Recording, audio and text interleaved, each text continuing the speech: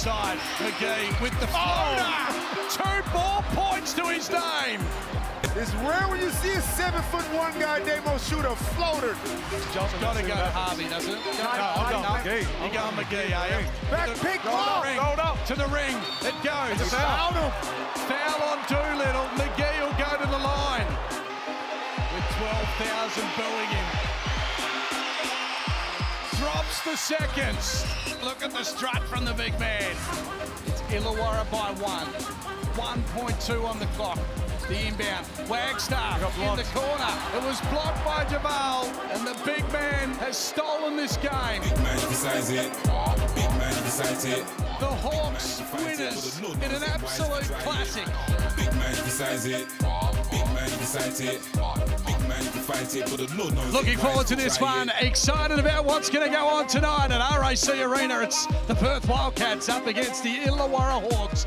And the crowd has come in numbers. Nearly 12,000 in the house for this big event. Lockie Reed in commentary alongside Pete Hooley down the end. Damon Lowry, boys. I missed last year's Hoops Fest. I was a little busy, had a wedding going on. Not mine, but somebody else's. And this is fantastic. So much buzz around town. Firstly, it's called a cashy, Lockie, and you're allowed to take them still. It's fine. Mate, it's been fantastic. We're not even halfway through. The last night was all set up, walking around the fan zone.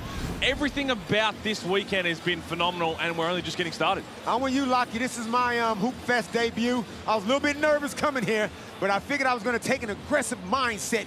So I'm up and about, man. I'm loving all the festivities, man. It's fantastic. Well, Alan Iverson is a special guest here in the West. We're certainly looking forward to seeing him on the court at some stage or sitting courtside. We saw him last night.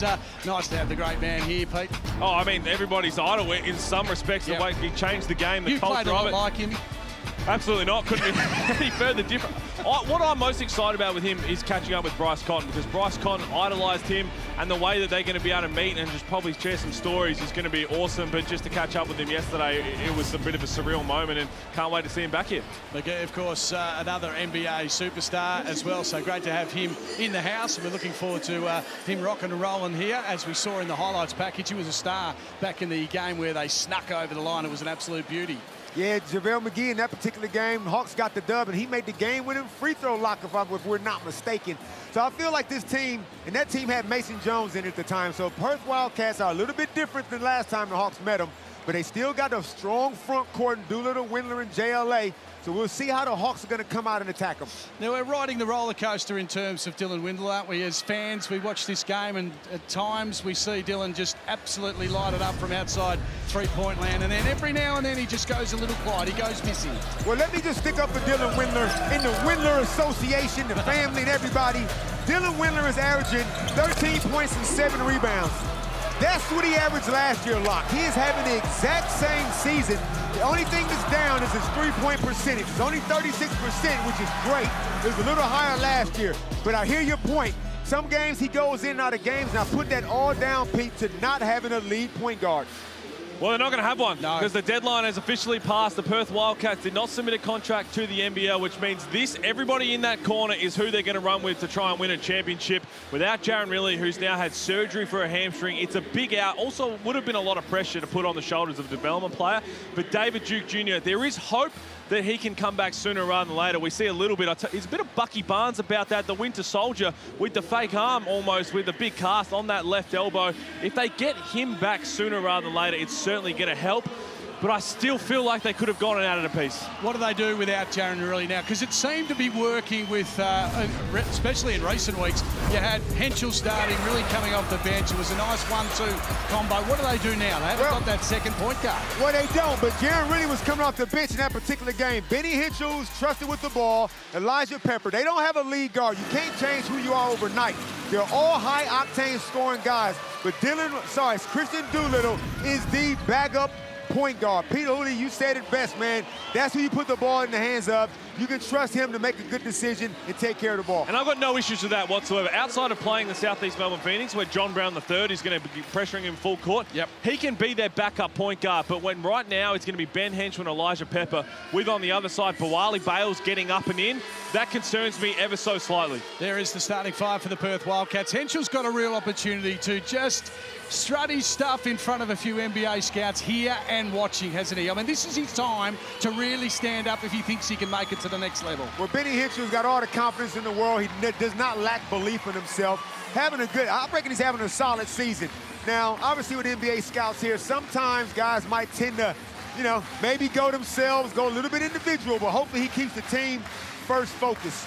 Yeah, it is tough because it's different, right? Both him and Elijah Pepper, they're not point guards, so they're going to have to play out of position at times, but there's always an opportunity to showcase what they're made of, and I think we're going to have a sellout crowd here, Lockie. 12,000 sellout crowd. We'll get the exact numbers, but it's packed to the rafters right up the top. It looks magnificent. Wildcat fans out in force, and plenty of fans, I'm sure, travelling over to get involved in the Hoops Fest, which is a massive weekend of basketball here in the West. Started last night, continues tonight, and plenty more action coming your way over the weekend. Season on the line here for the Hawks. Perth Wildcats need to win at home. You think we'll see a technical foul tonight at some point, David? Let me see. Let me look and see who's refereeing out there. Oh, somebody get the tech for sure, Pete. Well, the Hawks get the ball first. Bales is in control. Frolling's back, which is great to see. At the 5 games so far. Great start. And straight away, McGee finishes the play. Great action. JaVale McGee with a pin down for Tyler Harvey, who curled off that shot. He could have shot this patented floater, but he put it up for the big fella, and there's not many people up there with him. Interestingly enough, here on the Amy replay, Doolittle with McGee, JLA with Sam Froling. You could see this play developing from the moment they started to get some off-ball action. Great pass, throw it anywhere for the big fella, he'll finish. They're up the court too, the Hawks are going to put the pressure on this team without a real point guard straight away. Bodies flying everywhere. Doolittle's down on the ground. There'll be a foul there. 2 quick fouls on the Hawks. We're expecting them to put the pressure on. Tyler Harvey a bit overzealous on the initial inbound, and then Wani Swaka Bullock. You're going to have to try and get after Dylan Windler, because we saw a confident Dylan Windler against the Phoenix, and he is tough to slow down when he gets ahead of steam. Doolittle receives the pass. Fans will stand until the Wildcats score. Can this man sit him down? Woo! He does. Little spin, little hook, and Joe is off and racing. JLA is going to come back over his left shoulder 9 times out of 10, but he made physical contact with JaVale first and gave him a little green shake peek. 10 out of 10. I think it's a fadeaway jump shot if it's the other way. Do you like that matchup, Doolittle and McGee?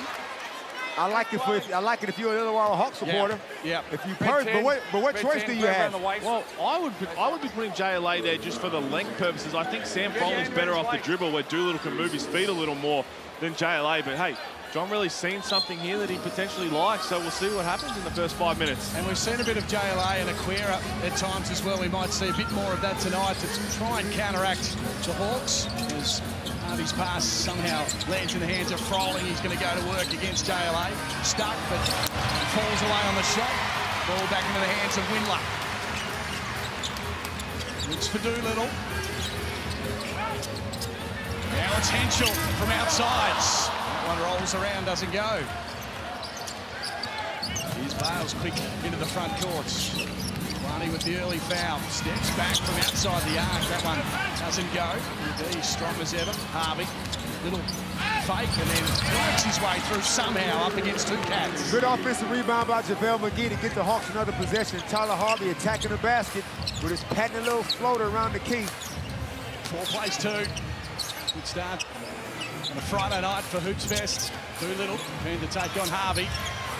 Trying to force the foul. And it was a late call, but it was... We had the perfect view of it. It looked like Tyler Harvey jumped forward ever so slightly, and that's going to be his 2nd foul. Christian Doolittle kind of baited him into leaving his feet. And this is why, Pete, we talk about it all the time. Foul discipline. Tyler gave up the first foul within a minute of the game. Over-aggressive. Justin Tatum's going to challenge it. Challenge this. Yeah. This will be lost. I'm looking right at it. The issue is here how close it's going to be. I mean, even if they've had the quick replay there, yes, it's the second foul on Tyler Harvey, but you're 2 minutes into the game. If there's contact and it's a 50-50, it's going to stay with the call on the floor. So this might be tough. No, he was pressured into it. Harvey continued to talk away at Justin Tatum. But you heard Tyler even say to the referee, why'd you call it so late? Yeah. But I go back to the first foul he had. I know Christian Doolittle jumps into his space. You got to think about where does Tyler Harvey end up landing. So that angle's not going to help us too much. It's clear contact, we know that. I'm not even looking anymore. It's a foul. Tyler Harvey does. His body comes forward a little bit, but his feet does go straight back. It's no surprise. unsuccessful. It's just I understand why Justin Tatum wanted to with the second foul, but you're about to bring in Davo Hickey. And in the end, what hurt you most, as Damon was spot on, was the first foul. You weren't going to get that steal on the inbounds. 4 plays 2 here. As Pete said, just a couple of minutes into this game. And a sellout crowd. It's packed in here. You're going to get nice and rowdy. Yeah, you can't swing a cat in here. No. But I tell you what, I always like to go back to the Brett Maher, Adelaide 36ers legend, who averaged in the 48-minute era 1 foul a game. He would protect himself at all costs. Sometimes players get too aggressive. They want to be up and in defensively, but they're reckless, and that's what Tyler's got to think about it. JT will go back to him in the second quarter, though. Doolittle drops the first. On the defensive end, they helped him a little bit. Hickey and Bales would struggle a bullet to get up the floor against a team with no true point guard. See if they can take advantage of that.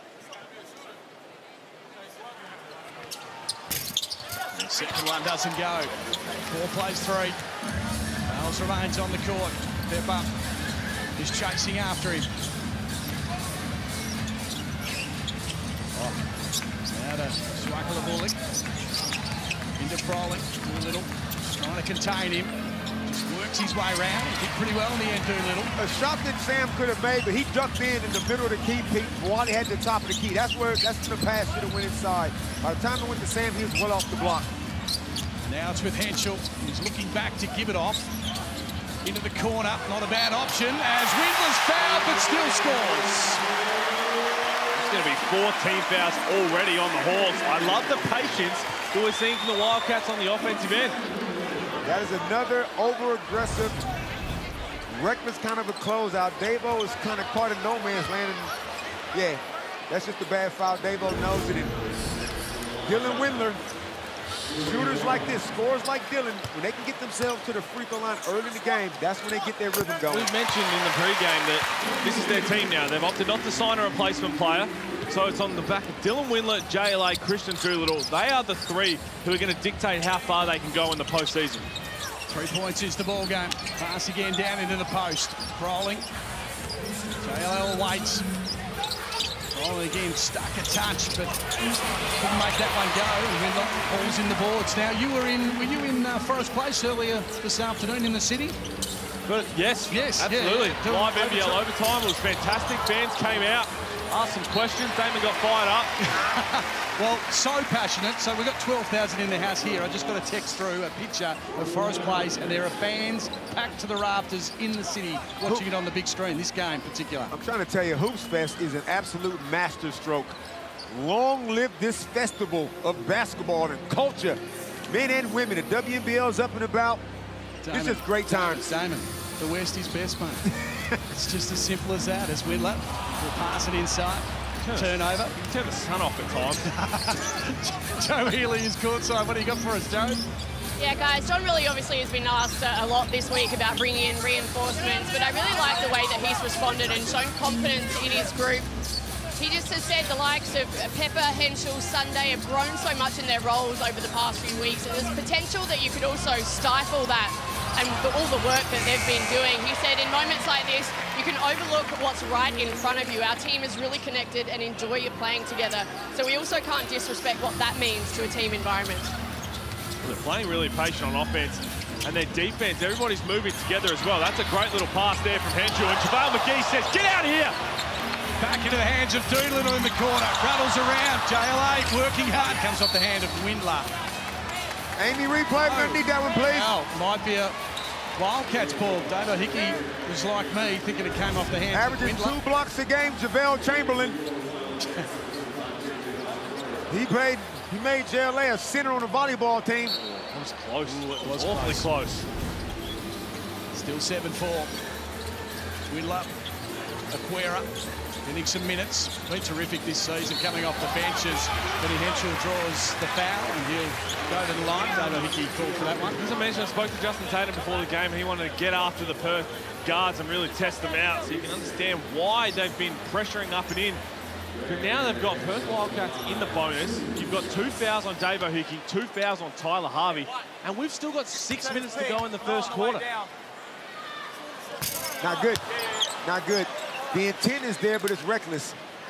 Davo's trying to block shots on the perimeter instead of kind of protect himself from contesting. So now we're going to see Jackson Ball check into the game. Davo's asking saying to JT, I'm good, I'm good. JT's like, well, if you were good, you wouldn't have got that second foul. So now you got a backcourt out there, Pete, of a lot of inexperience. Young Jackson Ball, got a bright future. Wally Bales have to play extended minutes.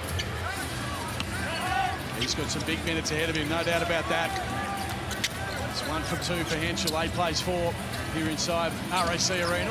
For the Hawks' credit, to only be down 4 the first 4 minutes with the foul trouble and everything that Perth have done on the offensive end execution-wise. The Hawks are hanging around. Double team comes, bit of body contact there. Now Bales is in a little bit of trouble. Greta will help him out. Saves the day. Good pass to Ball. And the pass was straight to Aquera. Should have just shot it away. Wasted an opportunity there. And the Cats make him pay. The handoff. Pepper runs around, takes the ball, tries to get it in off the glass. Good rebound. Elijah Pepper off him, but we've still got plenty more basketball games. We need that backcourt. Hey, Pete, let's be clear right now about something. JaVale McGee is on the floor right now. Daniel Greta, Mason Palin, Wally Bales, and young Jackson Ball. That ball's got to go into JaVale's hands every single trip. Only one real offensive threat out there. Oh, there he is right now. He had to come from behind and did it all himself. My goodness me. You hear a pin drop here in RAC Arena. Damon jumping off the white pages. He was up and about. Every time we show up, JaVale going to get some type of dunk like that, but Wally takes a tough shot. And again, like we said, the scoring option is number 0 from Flint, Michigan. He's got to get touches every single time down the floor. Here he comes, Amy replay. Oh, through 2.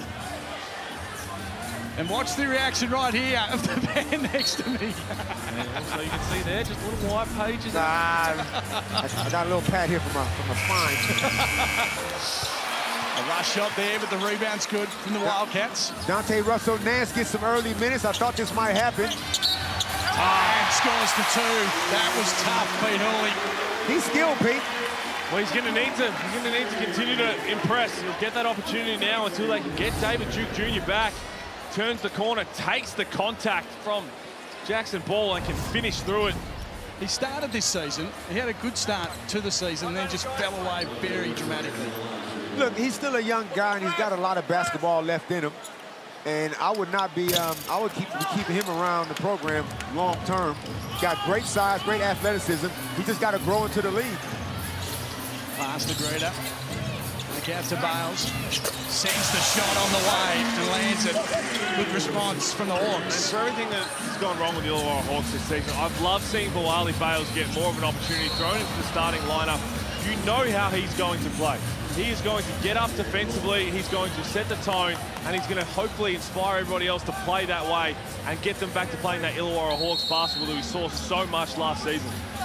Field goal percentage from Perth at the moment as Pepper shoots away and misses. 33%, struggling, and just 7% from 14% from three-point land. And Wally Bales is going to now morph into the scoring Wally Bales that we've seen in NBL 1. He's got tremendous scoring belief in himself and can score the rock, but now that Davo Hickey's out and Tyler's out, he's going to have to be more aggressive, Pete, as JaVale goes for his first rest of the game. So they just put another 7-footer in and Sam Felton. Rebound for the Perth Wildcats. Goes back on the court, and another foul with the 2 points as well. I told you, Pete. JLA, you said 10 times over the left shoulder. He went straight left. I think he looked over here. You too, Pete. He was warming up. He came right next to us, said hello. So you got 20 in here. He said, I've got 30. So needs a few more, but in the ultra attack mode, no, he's how gifted he is offensively. One of the more unique centers we have in the NBL. He makes it a 4-point game. Were we surprised that Perth didn't sign an import, Pete? Yes and no. Again, it all depended on what happened with David Duke Jr. If he's back in a week or 2 weeks, then you can understand why they didn't. The reports that Brandon Knight was close to Wildly Bales, as you said, he's starting to be in attack mode. That was true. As of last weekend, it looked like it was going to get done. It fell through for whatever reason. Is sometimes recruiting, that does happen. And now they've just opted to go with what they have. Joe's working really hard. Windler couldn't tap it back in. I suppose the difficult thing is you go for an imported screen, it comes down the other end, hoping to score, and Joe says, no way. Sends it out of the courts. You come in and you're saying, do we go short term? Is a star player going to sign a short-term contract, or we're going long-term? That means David Duke Jr., even if you are bid, you can't play. Well, that's the other side of it there. There's the replay of the block from JLA. If David Duke Jr. is back in 2 weeks and you bring someone in and you want to roll with David Duke Jr., he's going to come back into that lineup and you can't qualify anyways. There's a whole lot to weigh up, and in the end, that's why we sit here and don't make those decisions. And while I'm sitting here, I'm watching Jesse Wagstaff guard Sam Frawley. Oh, Doolittle just straight through Bales. Both will get up. In fact, the little man gets up first. He's a tough nut underneath the hoop. He does well, scores the 2, and will pick up all the sweats. Christian Doolittle here. We had an issue last year getting the head on the court, potentially. Oh, we know he's had some issues in the past. Everybody's all right. And it's interesting, Pete, that Jesse would go to Sam instead of JLA going to Sam. I wonder what Iverson would do if he saw that matchup. There's AI. Alan Iverson's here. Watching the Cats and the Hawks go at it.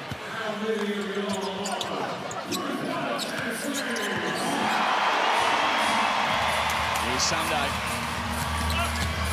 Had a good season so far Sunday, and this time he draws another foul. They're really adding up now for the Hawks. And he's another guy, Lockie, that can play the point, that can initiate some offense. Sunday Deck, he was injured earlier. Last year didn't play a whole lot.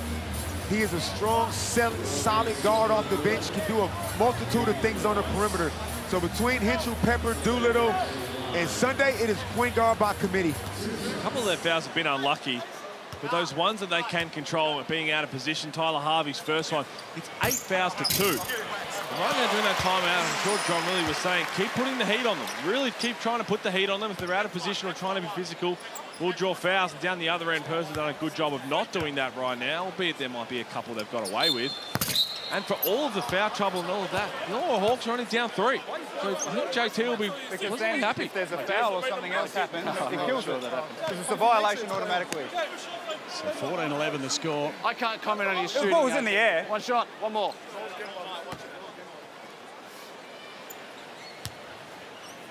He gets another one. And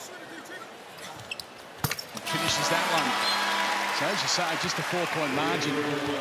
3 minutes remaining. A little bit low scoring at the moment for this game, but probably as expected. Oh, some full court trapping on a free throw. And Wagstaff will get called for that foul. Yeah, big shout out to Wildly Bales, because he's going to probably have to play this whole first quarter with Hickey and Harvey both having 2 fouls. Control the offense, still try and play the same way he does defensively. Here's Bales again, chalking up the minutes here. Michael LeBourg. Blanchfield feeds it back out to Froling. 6 on the shot clock now. They'll have to force one up. Blanchfield had it stripped out of his hands, so they couldn't trap it back again. Peatland can send it on its way. And in the end, it was a good rebound from Doolittle. Wasted opportunity. Damon Larry throws his hands in the air because Sam Froling's only touch in that offensive possession was at the 3-point line. I need to apologize right now just in case I do some damage to these headphones, this headset. You've got to get the ball in a position where he can be aggressive and look to score. And Tatum, I think, has seen enough. He's going to say, Tyler Harvey, I need you as a leader, as a veteran, to stay out of foul trouble and get back in there and get our offense ticking over. So 2 early fouls for Tyler Harvey. He sat on the bench for around 6 minutes or so, just under. He adds some spark here to the Hawks as we close in on quarter time. Need some scoring power. Crowley. An opening towards the basket and couldn't finish the play. That's defense has been pretty good. Yeah, they did a good job just contesting that without fouling. Here's Henshall. Court opens up for him. Wheatley trying to track him in the end. Sunday just didn't get that play right. Harvey has the screen for him. Falls over. It's just not his night at the moment. A lot of contact there. That should have been a foul. Sunday been pretty good from three-point land this season. Didn't finish it. Henshall goes to his big man who finds Windler underneath. Some fancy footwork back out to Henshall. And once again, the baskets won't drop. 1 for 9 from three-point line for the Perth Wildcats. You got to figure you play the percentage. They're not going to shoot like that for the whole game. Harvey trying to force the foul.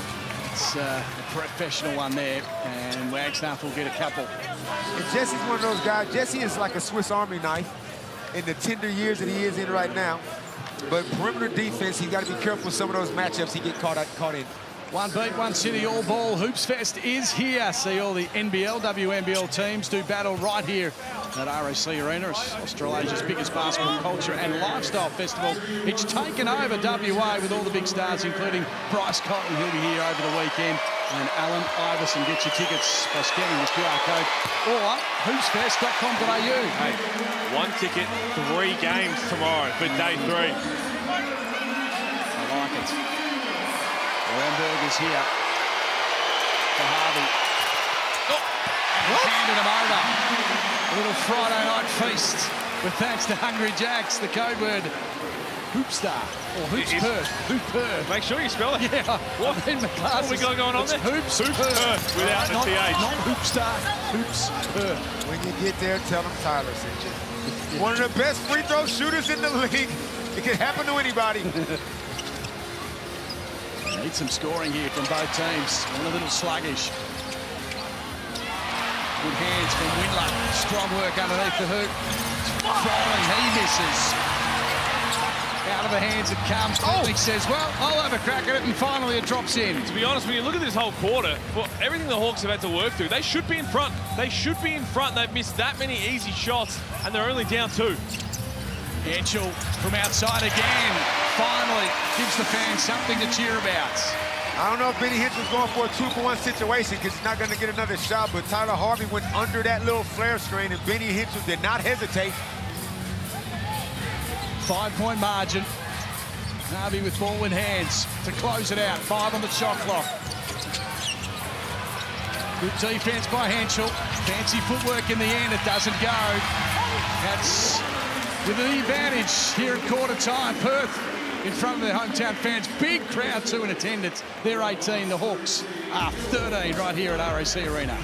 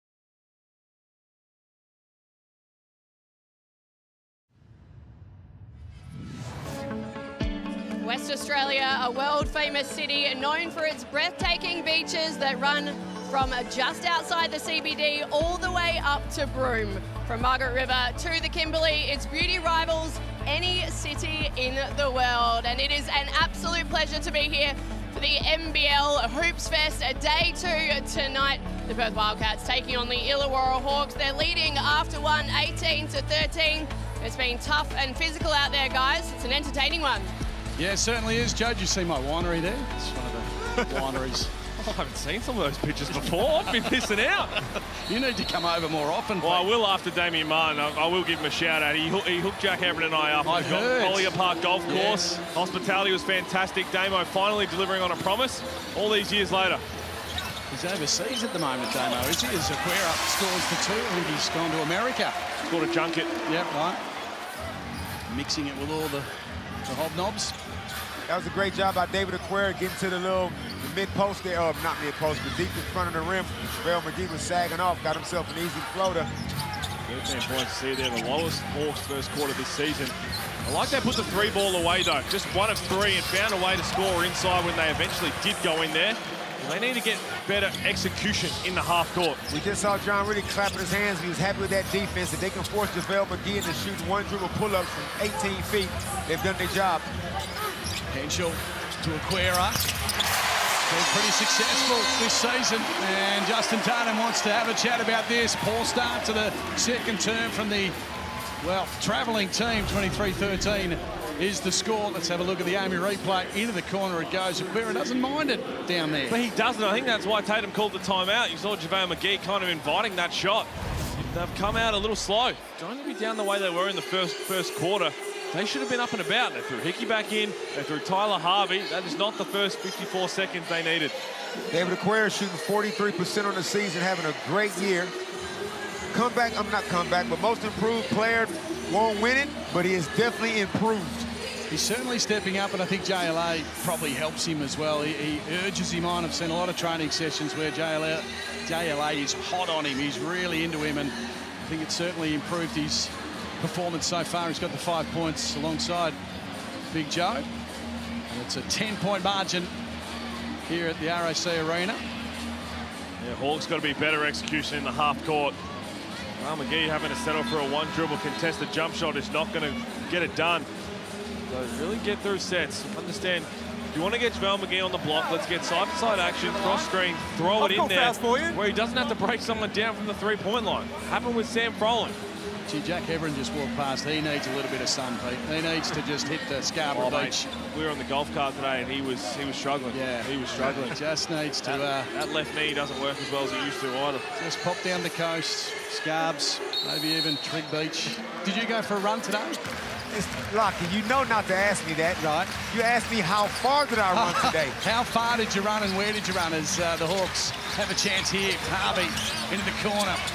Wani shooting, swishing, like it. Good extra pass from Toddy Blanchfield. Wani shoots a great percentage from that corner.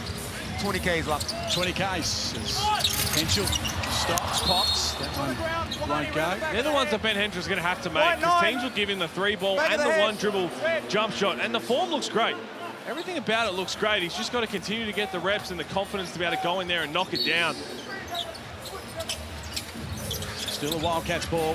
Windler, a little bit of freedom, couldn't get the shot away. Back to Aquera, decides to put it on the floor. Back to Windler. Ball movement good from the Cats. Pass is very good, and underneath, Mayan completes the play. That was great ball movement by the Wildcats. Caught JaVale in a bit of a deep drop. He closed out, ran David Aquera off the line, but he was patient. Got themselves an easy layup as a result. That's a nice pass from Davo, and the finish superb. Back-to-back threes for Wani. Let's go to Jo. She's got a special guest. Justin Tatum will be happy with that passage of play at the offensive end. I was listening to that last timeout. He said it's all too isolated at the moment. You are not playing as if you want to win this game. Obviously, no QJ Peterson for them. He's recovering from COVID tonight. They need to find some points from somewhere, guys. There's the Amy replay. They finally executed a set in the half court. And you cannot help off strong side corner. If the ball's coming towards you, got to make sure you get back to your guy, and then JaVale McGee putting his body on the line. It's a great call, good take from JaVale McGee. Johnny really thought about challenging it and then says, nah, Video replay guy said, don't waste your time. So they trimmed it back to 6, got out to 10 for a brief moment. Little under 8 remaining in this second term. Harvey. Blanchfield likes this court and likes that shot as well. Back-to-back great executions. You get top Blanchfield when they get confused on a ball screen, popping wide open. He's going to knock that down. Good work down the other end from Ben Henshall.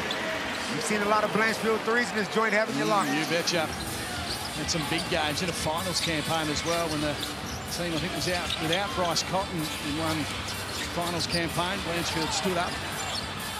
Here he is again trying to do the same work for Illawarra. Though Hickey now backing in against Henshall. To Blanchfield again. Oh, off the board it goes. Big Toddy scores the 3. Call that man sagging off in no man's land. Can't leave Toddy. He'll take him any way he can get him. So they keep it within 2. This has been a great fight back. Aquera looks to give it back to Henshall. 1-2 action was nice. Aquera, though, off balance. And McGee showing some speed and ball skills. Hickey, once again, Blanchfield on a streak at the moment. That's a great pass again by Hickey. Oh, my goodness me! Hawks are back in front, and Waddy's hit 3 threes in this quarter. All the former Wildcat boys are on fire from downtown. You said it best, Lockie. This was a hell of a pass from Davo. Don't know how he saw him. And Wani, nothing but cash. Davo's whipped 2 magnificent passes out to the man on the 3-point line. And again, they're not going to have time to really go through and look at the vision, but when they have slowed it down and got the execution they need in the half court, they are getting beautiful looks. Basketball is not a complicated game. It really isn't. 28-27 is the score. Sometimes you just have to have some ability as well, Pete, and it's something I lacked big time. There's Wani 3 from 3, 100% from the 3-point line. He's looking the goods, and as you said, a couple of championships here in Perth. Championship with Illawarra. He's had a pretty rock-solid career, hasn't he? And he's still only young. Yeah. So let's have a look at the spread of scorers right now. It's pretty even for both teams. Leading the way is Wani with the 9 points. Here's the game high 6 to Todd Blanchfield. They're the bench boys coming on to do the bit. Wani started that one this game. 6 points for Ben Henshall, 5 to Aquera, so to JLA, who hasn't really got into it in this second term. So still 1 point the margin, 28-27 the score with good time remaining on the clock, 6.5 to go before half time. That man didn't survive that timeout. He was kind of caught out a little bit on a couple of possessions, sagging in too deep. But it was good to see Johnny really give him some early quarter minutes. So the inbound, as the Cats try and get this lead back, we're joined by the man in charge of the Perth Wildcats. He's pretty much the boss, Mark Arena. He just sits in the background. But this man, Danny Mills, as he watches his team score a 2, joins us now. Danny, been a massive week for you. How have you handled it? And unfortunately, or fortunately, whichever way you see it, you didn't finish up getting an import. Can you give us the reason why? Yeah, look, it's always a part of the year where you're evaluating the market and hoping someone doesn't get injured.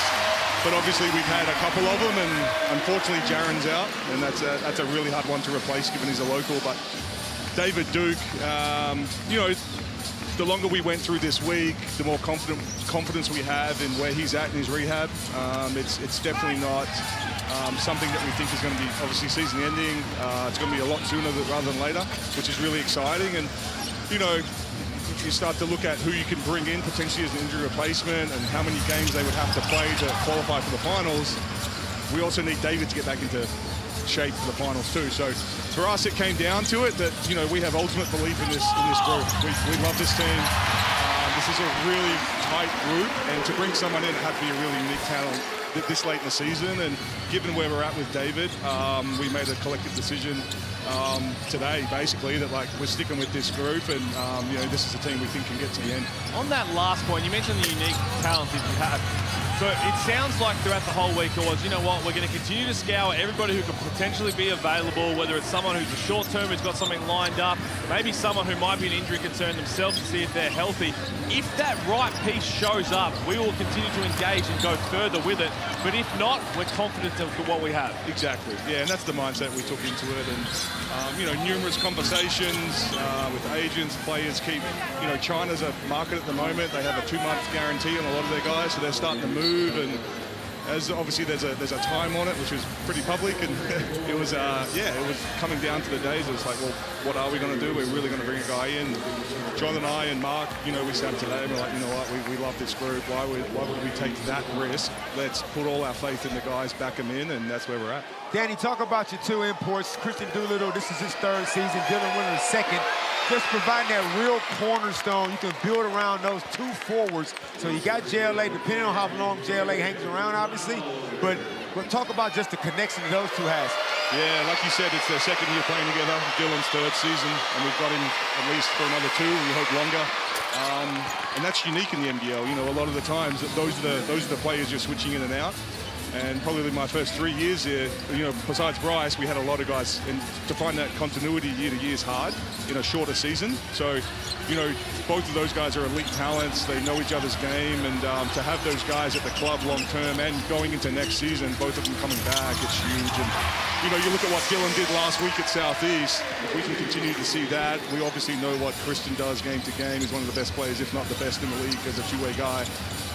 That's a great foundation to have. 36-30 is the score. I want to quickly go back to the imports, because again, everyone's going to have their own opinion on all of that, and you'll always be judged on the success that a team has throughout any pro sport. When you were looking to evaluate the piece that you wanted, if it was available to go and get, what was it? What were you particularly looking for? Of, hey, we need someone to come in and fill this exact role, and if it's not there, then we'll stick with David Duke Jr. to come back at some point when he can. Yeah, look, it's obvious. You know, you lose Jaron really late, and then obviously with David Duke, you know, ball handling and a guy that can control the pace of the game, can set players up, can make an open shot, and that's not an easy skill set to find either at this time of the year. So it was hard finding that exact piece. You probably have to give something up, whether it's you know, you bring a guy in and he can shoot it, but he's not much of a facilitator, or he can really get in the paint, facilitate, but teams are going to sag off him and drop, and then you've got issues playing that way. So there were a couple of guys, obviously, that were, you know, that were really interesting, but at the end of the day, you know, like I said, as a collective, we feel very confident with this group. With David coming back, we feel like we've got enough of a group and togetherness that we're going to make a real run, and we're backing them in. Appreciate you joining us, and I won't ring you for a week, I promise. I know you have. I left you alone, to be fair. I did leave you alone. Well, I think you had about 100 from me. A couple of text messages. Good on you, Danny. Thanks for joining us. Thanks, guys. 38-32 is the score here. Pepper trying to light his team up.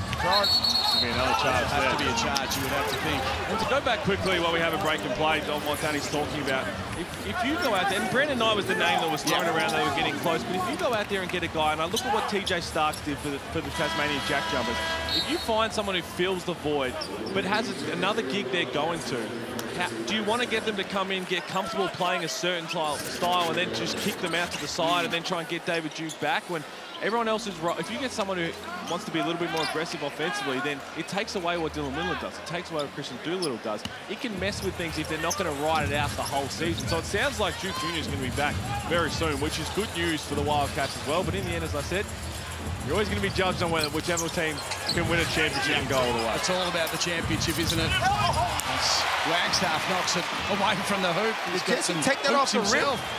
He did it. Doolittle takes on Froley, maintains possession, pass underneath, whipped over into the corner. Windler couldn't make it go. Look at Jesse working really hard. Pepper's down behind, but and then Wagstaff. You go back to Wagstaff. Now, last week at the State Basketball Centre, I saw Jesse Wagstaff get up and pin someone against the backboard. Unfortunately, he pinned it into the rim and it scored. But I had a laugh with him afterwards, and he said that's the highest he's jumped off the ground in some time. Well, just then, he's feeling very sprite in his feet today. Guys, stop playing handsies. He could go a few more years, couldn't he, realistically?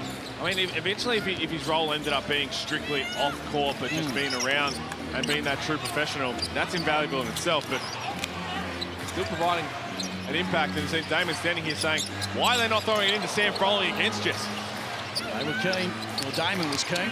Illawarra weren't. Good ball Passing's good, though. Finally for Harvey. He lines one up and he sends it all the way home. That'll give him some confidence. Toddy Blanchfield is having himself quite a quarter. He's got the 8 points. He's got the 2 assists. In the Perth Wildcats right now with JLA picking up his second foul. They're a little smallish. Well, I won't go for Doolittle. Little over 2 remaining before halftime. Breeder into Froling. Come to double team him. Windler with the pressure. Wagstaff hovering as well. Now Froling gets the one-on-one. Works really hard. No foul called. Wagstaff to the advantage of Windler.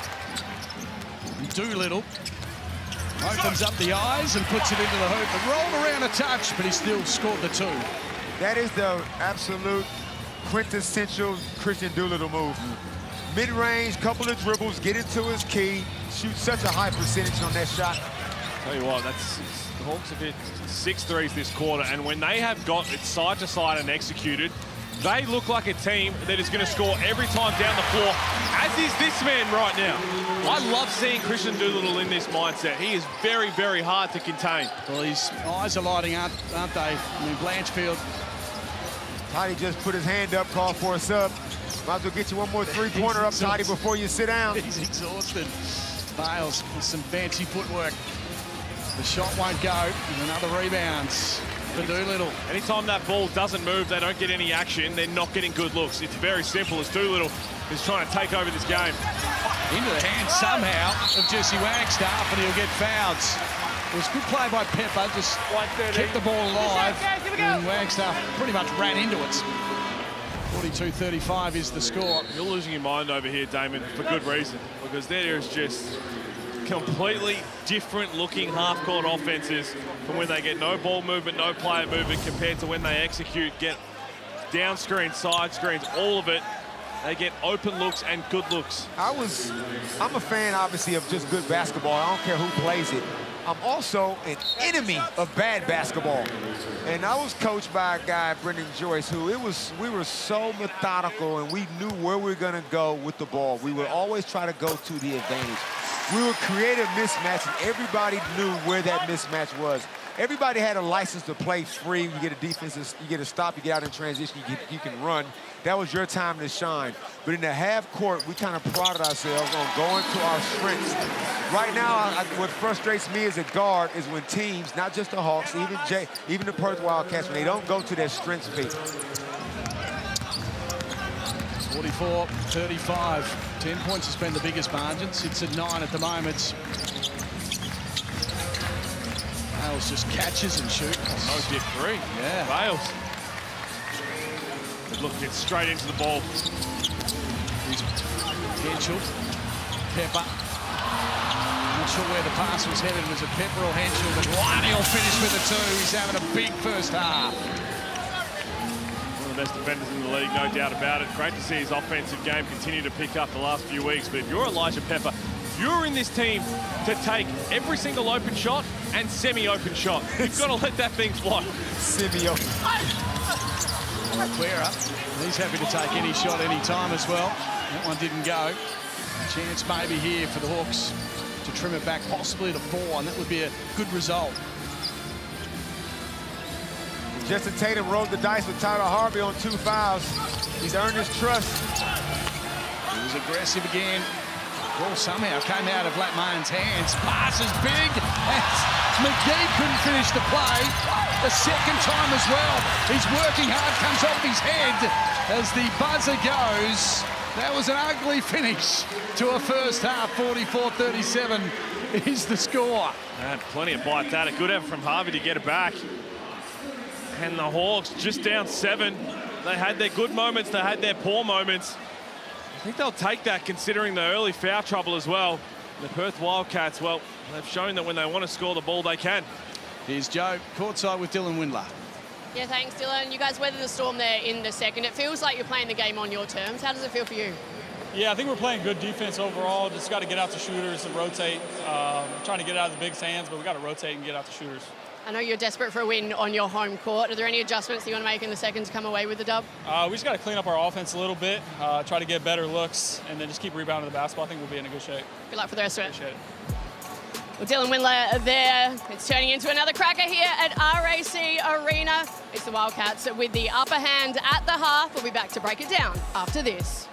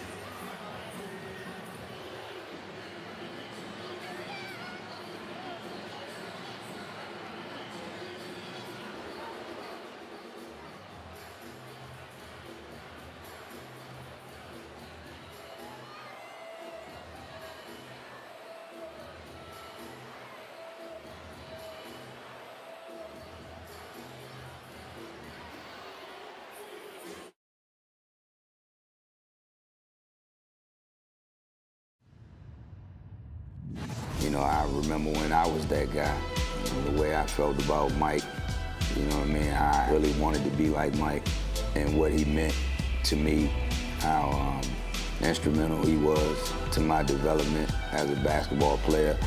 The world wouldn't know Allen Iverson if it wasn't for Michael Jordan giving me that vision of wanting to be a basketball player. So, you know, to hear that, you know, he took a lot from my game, it's a blessing, it's an honor, you know what I mean, to, you know, be able to impact someone, someone's game that had so much success. It just made me feel like I did something right in my career. Welcome back to the Hungry Jacks NBL. It's great to have Allen Iverson here in Perth for Hoops Fest. He's courtside for this one, taking in a cracking game between the Perth Wildcats and Illawarra Hawks. It's the home side with the lead for the moment. Gents, what have you made of that first half? I mean, it was interesting. I think from a Perth Wildcats perspective, only to be up 7, they would like to have a much bigger lead because they out-executed the Illawarra Hawks. But the credit to the Hawks, when they did execute, they ticked the scoreboard over. And for all their foul trouble, I thought their defense wasn't too bad. They are right in this game. If they can execute on the offensive end, I think they can go and win it. They can. They got off to a good start. You can see their intent on defense, but they got a little bit sloppy, got themselves in foul trouble, namely Tyler Harvey with 2. Then Davo Hickey picked up 2. Sam Froling hasn't scored. He's 0 for 6. Missed some shots he probably could have made. But the biggest tell right now for me is the Perth Wildcats doing a good job of getting to the foul line. What about Wani Swakala-Bullock for the Hawks, guys? It feels like he's the one that's really keeping them in this contest, and you want to see him go through with that in a second. We forget how good Wani Swakala-Bullock is. I mean, throughout his career, multiple championships already, continues to get better on the offensive end. You can tell when he's an aggressive mindset on the offensive end. Yes, he's going to be an elite defender, that's just who he is, but you can tell when he's going to be open to looking to score, hunting at the open shots, and it makes whatever team he's on, it makes them better. You can count on Wani. He's very reliable, and yes, he doesn't always have an aggressive mindset, but like he came out today, I feel like he loves coming back to Perth, as well as Toddy Blanchfield. So between those two guys, they're having a real impact.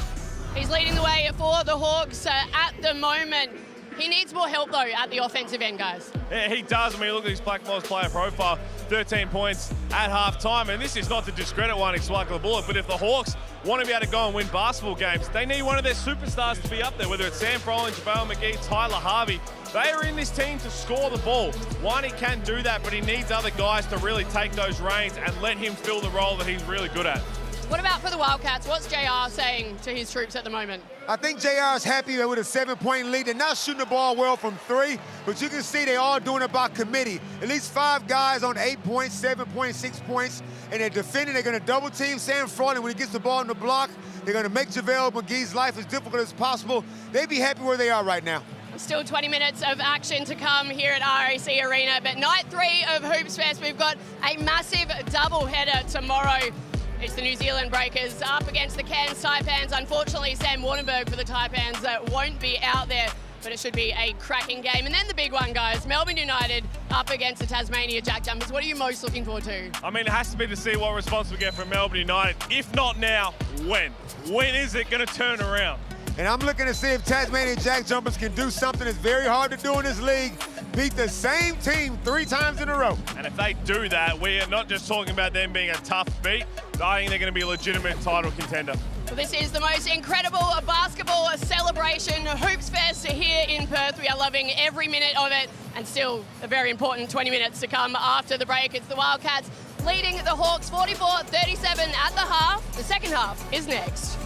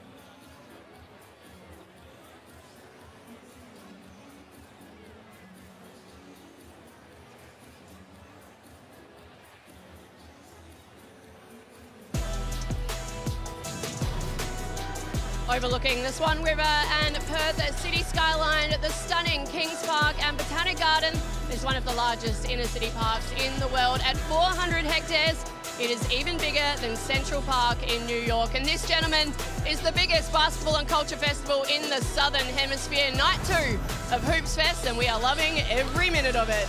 You betcha, no doubt about that. It's a great spectacle. Court looks magnificent as well. The big screen is great, isn't it? It's fantastic. See Big Mason Cox, Collingwood Yes. Pie standing over there. Standing on the Enjoying opposite the side to festivities us. as well. I think Patrick Voss is around here as well. He's Freo teammate now. Nick Nat Nui, Yep. he's always here. He's the #1 ticket holder of the Perth Wildcats, so he's a regular. I think Pat Voss wearing a JLA jersey as well. Is that right? All the stars come out. There is Nick Nat. There's Mason Cox as well. So he'll be a Mason Docker played next season. basketball at Oklahoma State. Hang on. Okay. There's the best of them all. Big Luke. The great looking man good is here. too, isn't he? Yeah. Honestly, one of the greatest human beings. Yeah. Not just in the game of basketball, but in the world. Remember the day, the first championship he won, he came back to Perth and he just said, I know you guys as journalists are going to chase me around town. So what we're going to do is I'm going to be down in Fremantle. You're going to come down. You've got 2 hours of my time. I'm bringing a ring. You can talk to me for 2 hours and then can you leave me alone? And we're like, yeah, no worries. And for 2 hours, just talked about the good times of that season. And then he went down south and was never seen. Where was it at? So Fremantle, it was at the Esplanade in Fremantle where we met. So there was a couple of little Rob beverages floating around. Could have been. And then he went down south to his place in Denmark and spent his off-season down there. He's a great man, Luke. It's the way to do it. It's Henshall now. Drives to the basket. Aggressive, and it is goaltends. He's going to miss anyway. It's just unfortunate there from Sam Froling. He says, my bad. Benny Henshall is having a hell of a game. 8 points, 5 assists, 0 turnovers. That's the point guard of the team at the moment. He knows who's in the crowd. NBA eyes all flocking to Western Australia. And he's got a chance to prove himself, hasn't he? His shot will miss. I'll give credit for the Wildcats, their ability to wall up.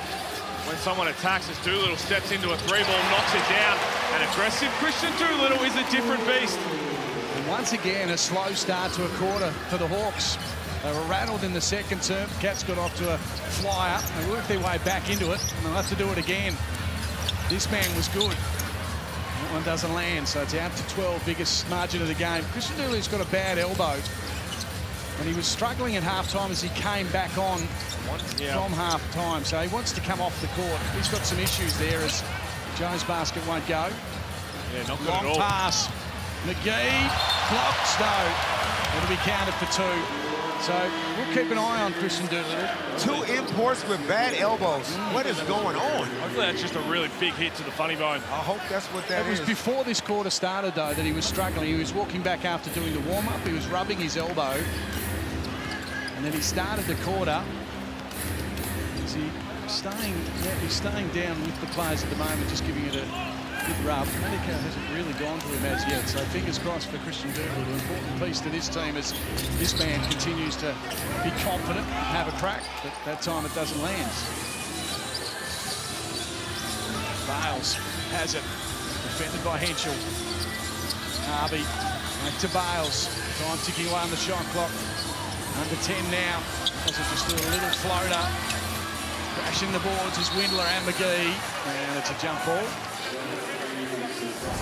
Another Windler's grabbing his elbow as well. Look at this defensive play here from the Wildcats. We haven't seen this much all season. Look at everybody moving off the ball. Pepper, little stunts at Sam Froling. You've got Dylan Windler then cracking down on JaVale McGee. A late contest to one. He's like a Bullock in the corner. Everybody's moving, helping each other. No one's over-committing. That's a really positive sign for the Wildcats. Yes, Swakla Bullock more than capable of knocking that down, but it's a late contest, over a hand. Everybody else took away what they had to. That should make John really very happy. And John, Coach Justin Tatum just took out Boali Bales after 1 minute and 48 seconds. He probably wasn't happy with that last offensive possession, a pick and roll that he probably could have made, but you got to go to your strengths. And right now, Jesse Wagstaff on Sam Froling. Even though Sam hasn't scored, he is still, I still want to go to him on Jesse. I don't like that look for Christian Doolittle. No, it doesn't look great at all, does it? Joe wants to, Muscle related. Joe wants to challenge his foul. He is as tough as they come. Might be a chance to as the Hawks get a quick 2 points. Yeah, JLA just slipped over the key. Sam gets his first deuce of the game. So he's got 3 fouls, JLA, as Henshall puts it on the floor and puts it in the hoop. So he continues in double figures. He's out to 12 now, Benny Henshall. Here's Frawley. Pass was a tricky one. His basket won't go. There'll be a push there. And here's my point, Lockie. Yes, you go to Sam Frawley then, but you go to him in a spot where he's easily double-teamed. If he's closer to the basket, the double team's got to come from a further way out, and Sam might actually get shots. That pass will go to Frawley. Wagstaff sizes him up. Henshall, McGee, loose pass, Pepper. JLA slow to get up down there. Now he's a little hobbled. And he's sore as well, so this is not a great sign for the Perth Wildcats. Still got a 10-point advantage, but he's going to come off the court. So Doolittle and JLA off the court. And Dylan Windler got hit in the elbow in possession before as well. Have a look at this here. Could have been called for a foul, and he didn't. And it looks like he might have jammed his knee. So I think Doolittle may be okay, Pete. He's sort of standing up, keen to get back on the court. Good signs. That left arm, though. Oh, Jesse with the one hand. I tell you what, so Jesse had a big demonstration there to the referee. I think Justin Tatum said, how is that not a technical foul? And I think he's got a case, because we don't see Jesse get that upset towards the referee. We've seen a lot more whistle technicals. Pepper. Good extra. Windler should hit this. Does. Defensive transition, got to get back and identify. That was too easy. 7 It's points. Dylan Windler.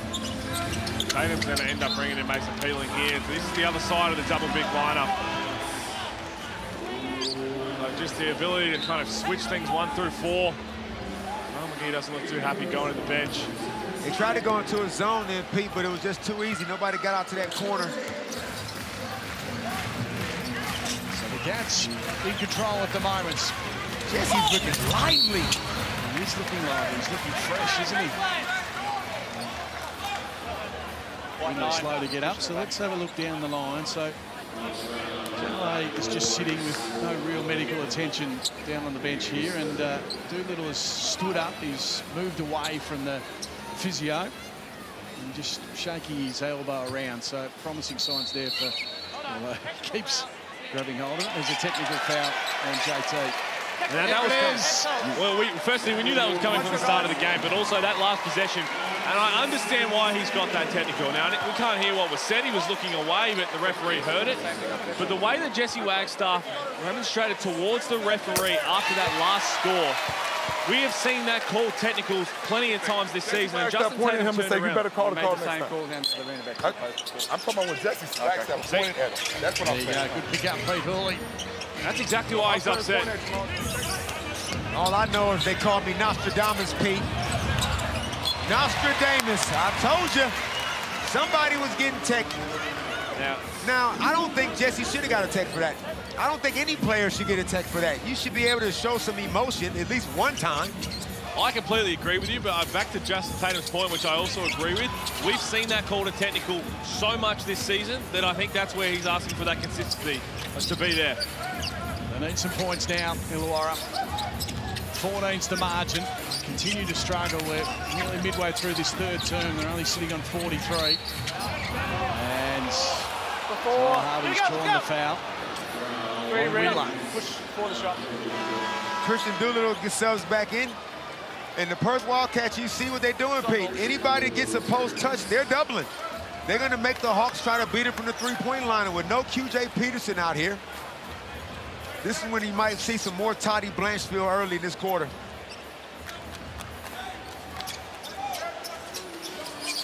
Still 14 points. Big 2 minutes here for the Hawks. Yeah. They need this man to start firing up. Sluggish start to his game. Getting aggressive on this occasion. He'll be drawing the foul on Ben Henshall. His defense has improved, Ben Henshall. That's probably a part of his game where he needs to get better at. And this is where you get a little concerned about their championship run, right? Because now you're asking Ben Henshall and Elijah Pepper to be ball handlers and lock into being a point guard, which they're not true point guards. But on the other side, hey, we need you to be really good defensively in that role also and do a whole lot more than what they're both really capable of doing, and that is putting the ball in the hole at a high rate. I feel like Benny Henshall's got the athleticism. He's a long, lanky, rangy guard. He is more than capable of being a pest on the defensive end. Some points there for the Hawks. Hoops Fest, hope you're enjoying all the action. All the basketballers here in WA for this weekend. Started last night. WNBL game is an absolute beauty. Big block from behind. Aquera thought he had it made. Here's Davo. One, he's been terrific. A little bit of foul trouble with the three. Hand off to Hickey.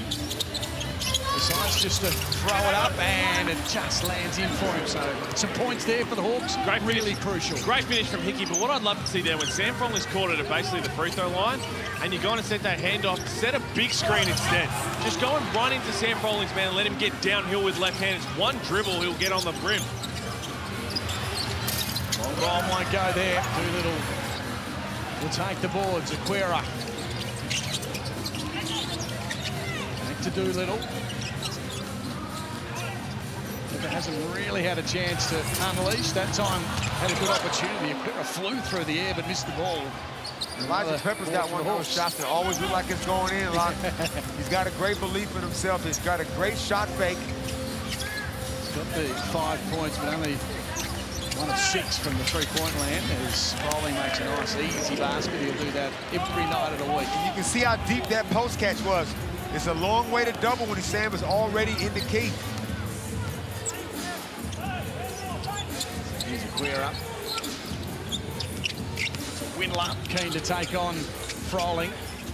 Tapped out of the hands. It was, in the end, it's come out of the hands of Henshall. So I know it's been a great response, but this was it. This was it, Damon. This is where all the anger came from, the technical foul. So the putback there, and then from Jesse, that bit right there, yelling at the referee, we've seen called a technical foul.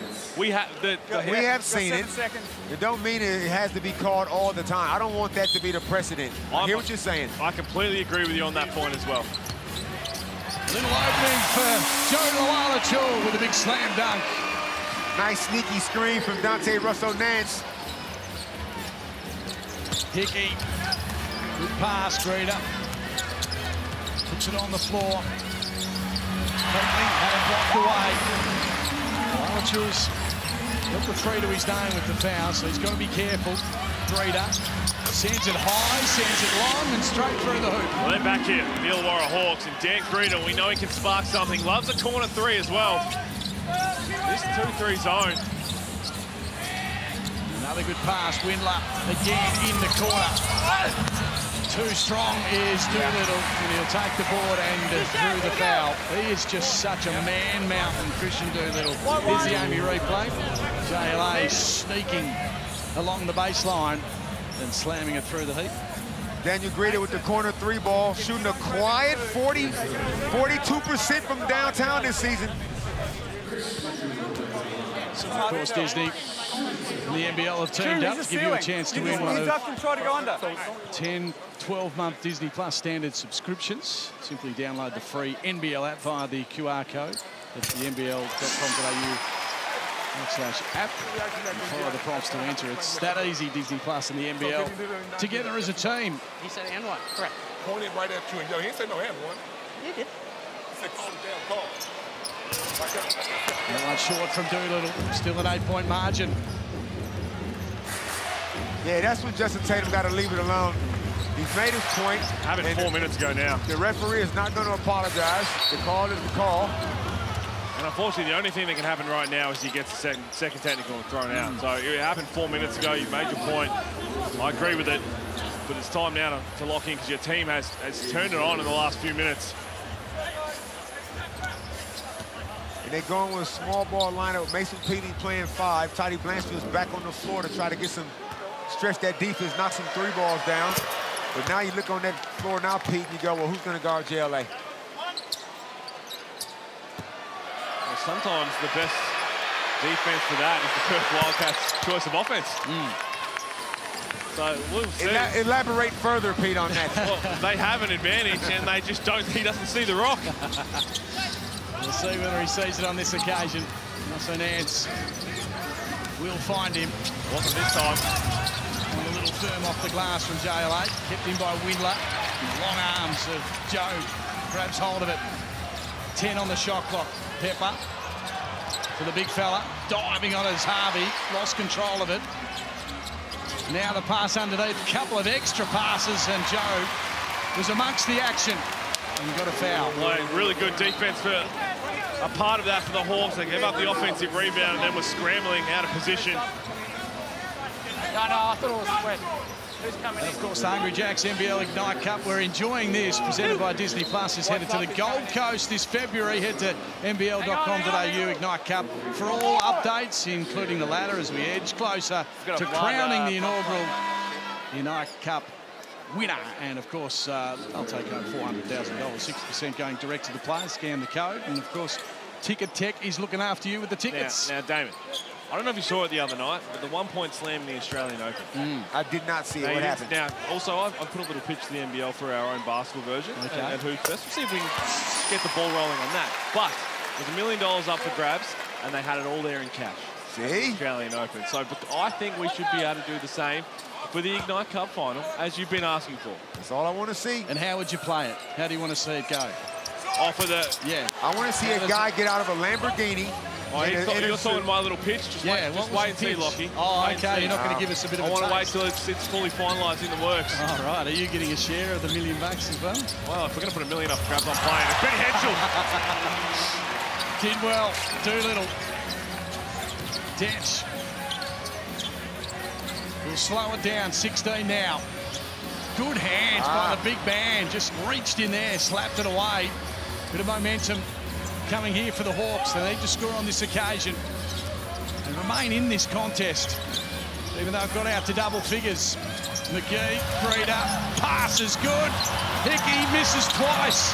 Couldn't get the rebound. He battles away to try and get back again. Big Joe did well. That was textbook off-ball movement as Dench tried to inflict some more pain. It was Breeder's first cut off the feed to JaVale McGee, and then Hickey with the secondary cut. That was beautiful offense, and he's missed a layup twice. Remember the first play they ran, Pete? The pin down screen for Tyler Harvey. He came up and threw the lob to JaVale. That play right there, we have not seen that again. And now Toddy Blanchfield is down there with JLA.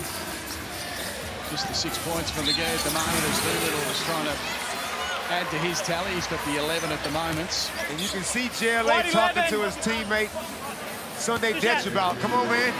I've got the mismatch. I'm wide open. Now JLA is getting subbed out. He is not a happy man. He's sitting down at the moment, so 12 points for Henshall. Sorry, mate. Let me help you go into the mind of the big fellas, what they're thinking. Yeah, okay. They are conditioned to set that many picks and dribble handoffs. You can't even count the many times they do it, right? The one time they get a mismatch in the post, they will like the ball. They're probably going to get double teamed. They're going to pass it. But right there, JLA had Todd Blanchfield on him. That is a mismatch no matter how you look at it. And he didn't get the ball. Yeah. And now he sits as well. A little bit of punishment. Doolittle drops it in. Now, Sunday going to sit next to JLA and smooth it out. Because they're great mates, obviously. But you got to feed the bigs.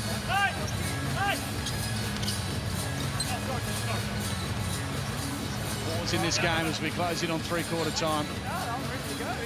The scorers so far in this game, we'll start with the Cats, who are leading the way. It's 13 to Doolittle, 12 to Henshall, and 10 to Illawarra. 13 is Wani's points so far, and then a pretty even spread. Harvey with the 9. That's a slow start, but starting to look okay. And 8 for Todd Blanchfield. Had a sensational second term as Harvey.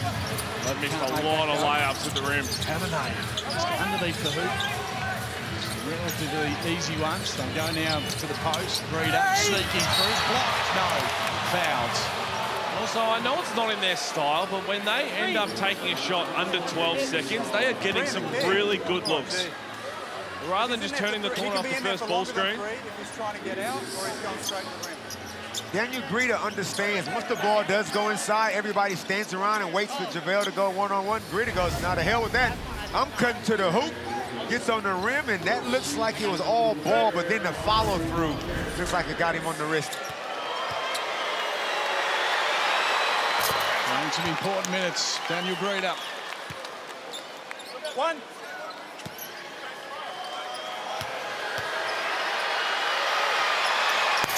He gets them both as well. He has a rest, and Lani's back on with a minute remaining before three-quarter time. He'll pile the pressure on defensively. Fumble there from Henshall. Wagster usually likes it from there. Rushed a little. Well done by Windler. That was pass good.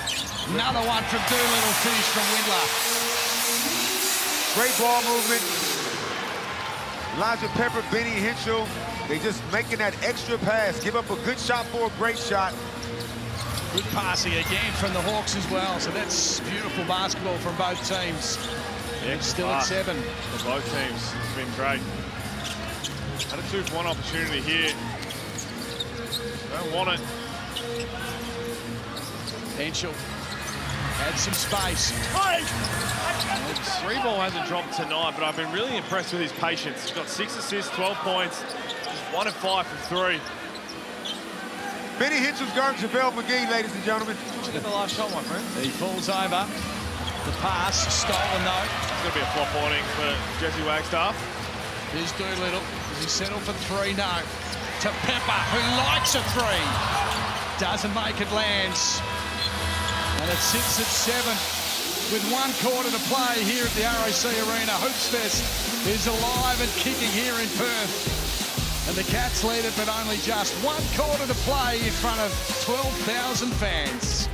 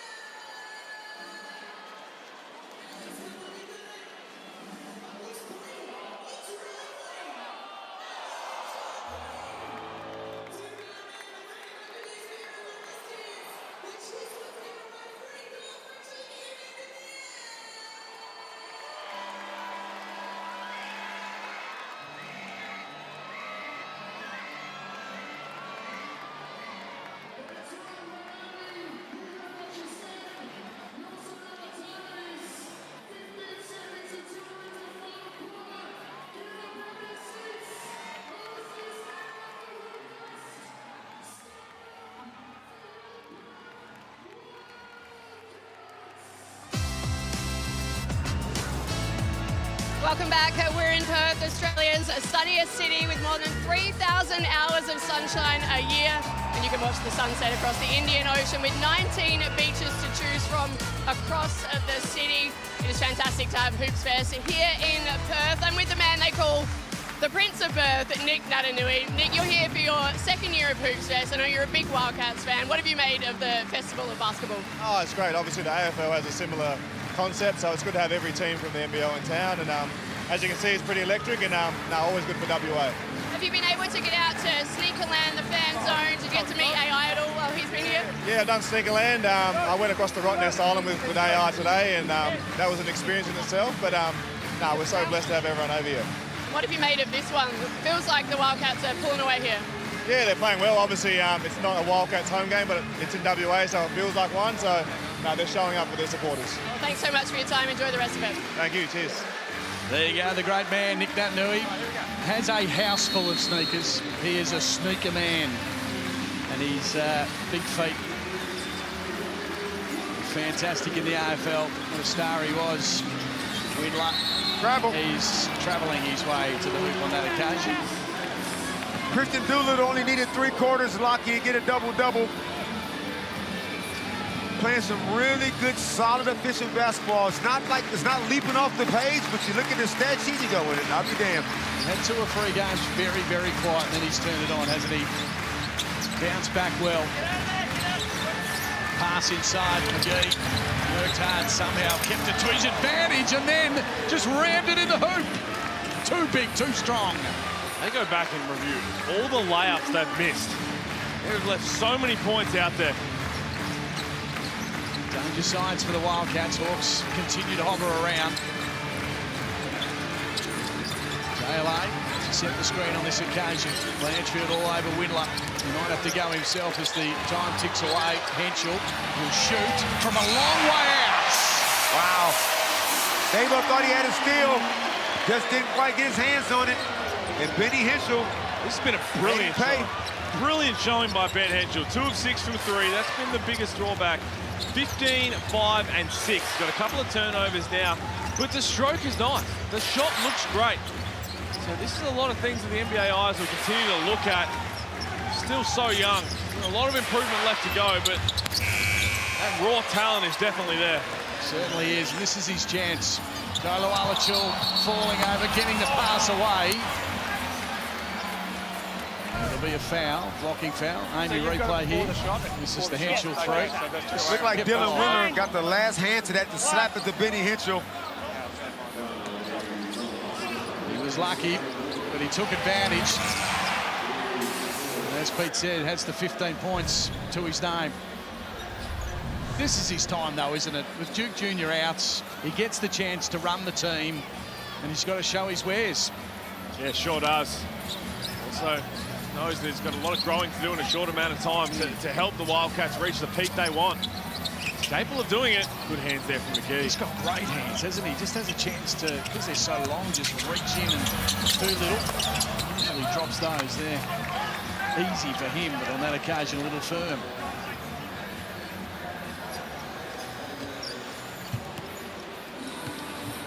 So sitting at 8 at the moment, that's where it's sort of hovered. We've got into double figures at one stage for the Perth Wildcats. The Hawks early in the second got themselves in front, but that's been rare for the visitors in this game. Still plenty on the clock, though. This man can do some damage, although that shot is just not going for him at the moment. And look at JLA run the floor. Wow. He just contested that miss by JaVale McGee, and he sprinted. Yeah, 94 feet, and this could be. Yeah. I think I've seen a bit too much of that. He's missed a lot of bunnies at the hoop, no doubt about that.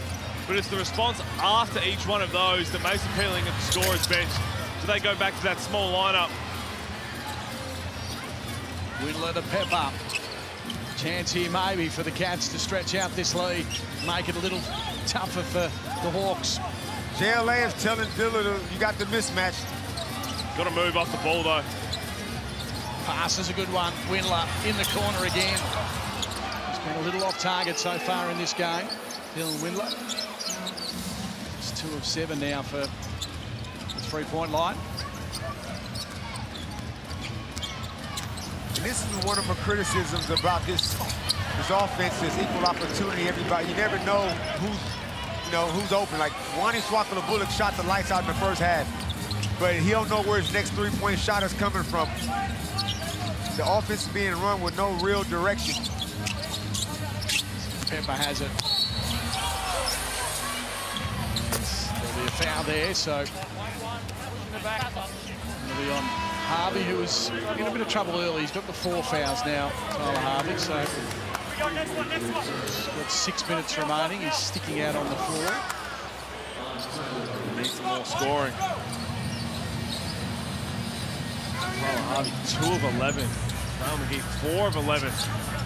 All of those have been right at the rim. Like that one little jump shot. Good little pass. And a 2 from Windler. Hickey fell to the ground. Bit of a bump there as well. This box score is outrageous. 17 offensive rebounds to Perth. 16 offensive rebounds for the Illawarra Hawks. Benny Henshall, great job crashing the glass, keeping that possession alive. As Toddy Blanchfield on the left hand. Flashes his way through the center of the key. That was good play from the veteran. Great 2-point field goal from Todd Blanchfield. Just won't go away. The gritty Hawks taking it up to the Wildcats. Wildcats has to take on Mason Peatling, and he scores another 2. Going back to that left shoulder. Right hand little hook shot, floater, push shot, whatever you like to call it. He's just having a tough night. One of those days, great penetration kick by Davo. They can't get the scoreboard pressure, Pete, like you said, but then defensive transition on the other end.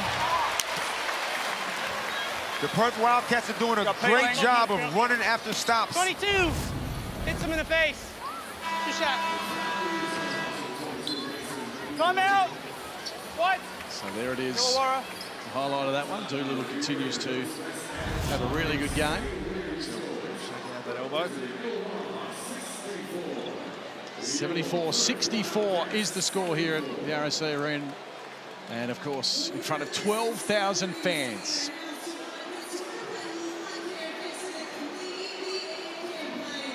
Tangerine timeout here. Spread of the scorers, Henshall with 15-14 to Wildcats, 13 to Doolittle and 11 to Windler. So that's rock solid, isn't it, from their star players? And of course, just 10 to Blanchfield, 1 Swakala Bullock on 13 and 9 to Tyler Harvey. So just not enough scoring for Illawarra at the moment, but still 5.5 to go.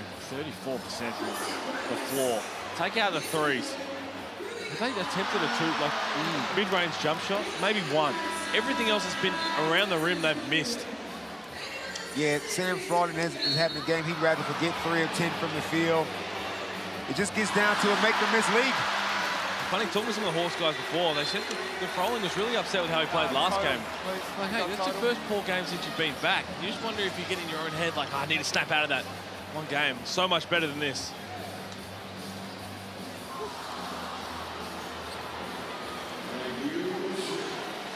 Ten points to margin. Hope you're enjoying Hoops Fest, whether you're here or watching. 100-year tour, of course, is beauty. This is 100 years of thrills and laughs, 100 years of joy. The Harlem Globetrotters are coming to your city. This is your only chance to be part of the Harlem Globetrotters 100-year tour across Australia and New Zealand. Don't miss your chance to be part of it. It is, of course, a great opportunity and a lot of fun. Buy your tickets now. The Globetrotters.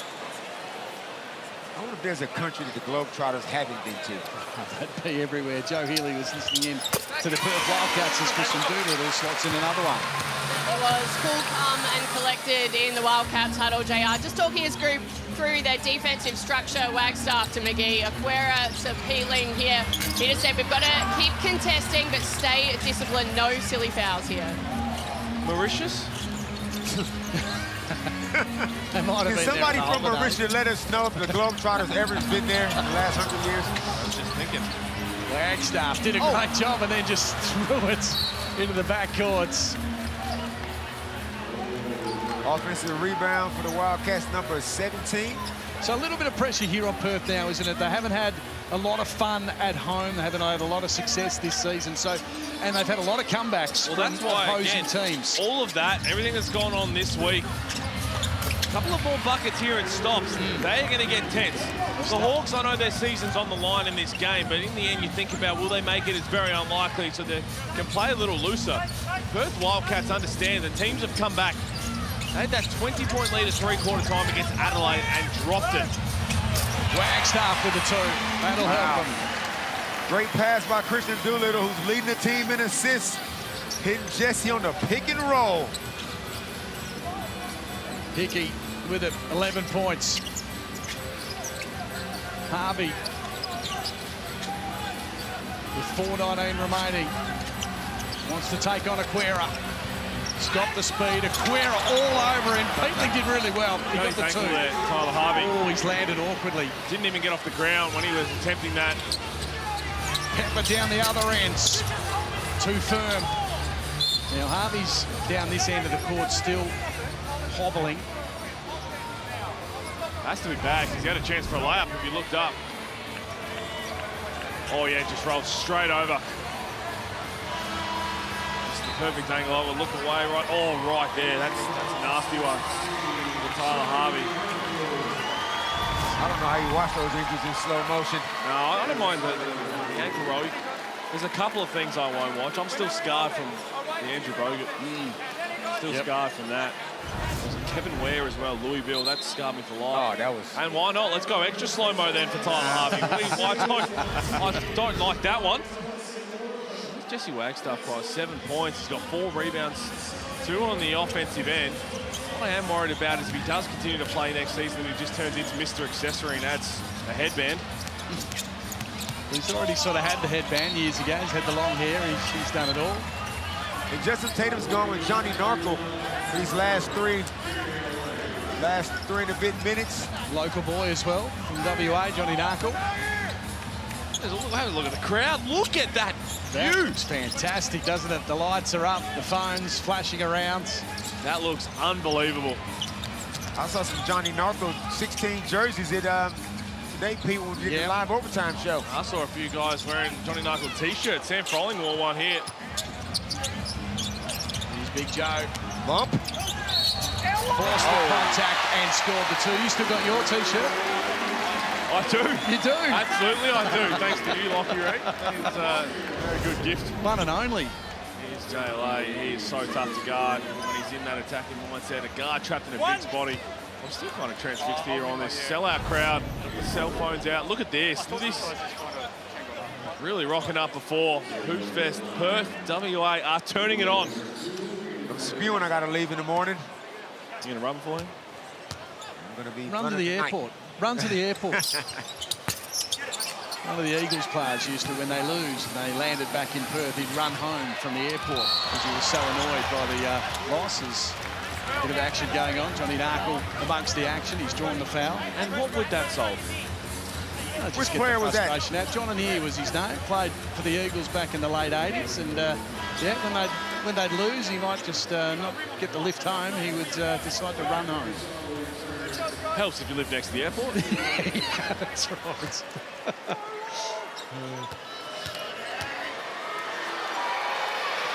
Gets his points here, and the fans will be enjoying that. The Narkle fans here. A 52-point game in the NBL 1, I think, Johnny Narkle. Can score. Yeah. I like his size. I like the scoring ability. Doesn't get a lot of opportunity here with the Hawks. But you can see that he can have a long career. It's still at 9 points, still got 3 minutes to go. This game is far from over. Doolittle, though, keen to seal something with some points, but it goes through the legs of several players, and it's still a Wildcats ball. And this is when you look to normally your lead guard to make sure you get into some good stuff, but with 3 minutes to go, I think the Wildcats have worked out. We're going to move the ball. We're going to be patient in offense, take some of this clock out of the game. Not out of the woods yet. They'd be nervous. So would the fans as well. They've seen a lot of games lost from this situation this year in particular. Peatling called for that foul. Illawarra Chul goes to the line. And this is where it gets interesting for JLA. Obviously, from the free throw line, not his major strength. 2 of 4 today, shooting 57% on the season.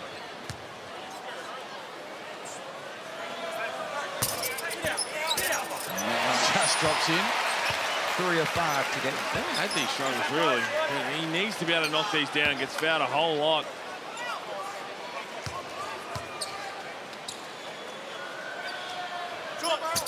Oh, very short on that occasion. So still 10 points. Needing a score here, the Hawks. Hickey to Narkle. Blanchfield, quick to pull the trigger, and the right time to do it. John really wants a timeout, 7 points to margin. Hey, we have seen this Todd Blanchfield story before. Todd Blanchfield can hit some very, very quick shots, rack it up very quickly, and bring his team back. Look how he jabbed and just stayed in that position and rose up. Dylan Windler, hand down, not the Toddy B. Remember, go back, 2010, we had a 4 overtime game, and Todd Blanchfield just put them on his back and said, I'm hitting tough shot after tough shot. Absolutely, only plays 73 here in Perth. Fans finding their voice. And of course, well, this was a special day for Alan Iverson. He headed over to Rottnest. Have you been to Rottnest? Can't say that I have. Beautiful. Catch up with a quokka, get a photo. I love if you got a quokka. photo. That'd be a lucky quokka. As AI was enjoying the trip on his phone.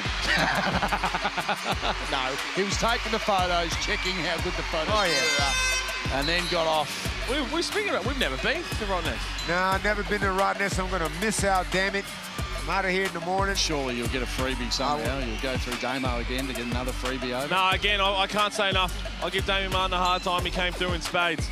Now, it might never happen again, mind you, but... Are you guys even now?